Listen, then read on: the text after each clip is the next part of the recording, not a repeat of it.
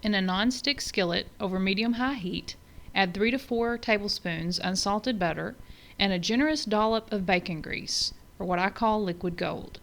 Stir that and let it melt together. When it is sizzling and bubbling goodness, pour your corn into the pan. Or if you forgot to thaw it, like I did, you wrestle that into the pan. No worries if it's frozen. You will just stir this from time to time and keep it covered with a lid so that it has time to steam and melt.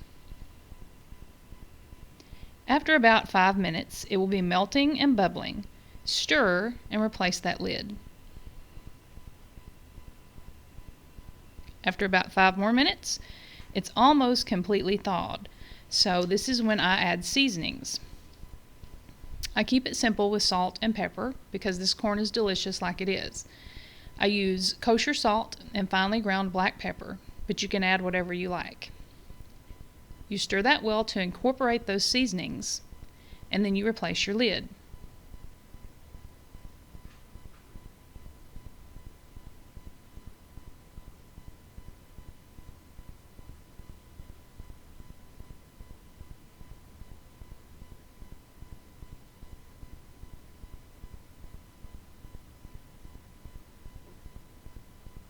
Another few minutes, and it's thawed and tasty just as it is.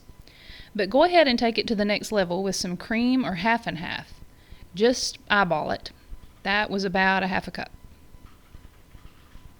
You stir to incorporate that and leave it uncovered now.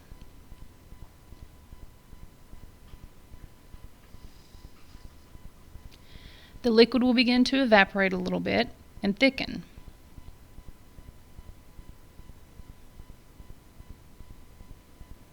When it looks like this, it's time to do a taste test and add any further seasoning you might like. Now when you stir it, you will see a little valley there in the bottom of the pan, and that means that it is thick and ready to eat. You can plate it up for your family and friends, or just pour it into a big bowl and eat it all by yourself. It's that good.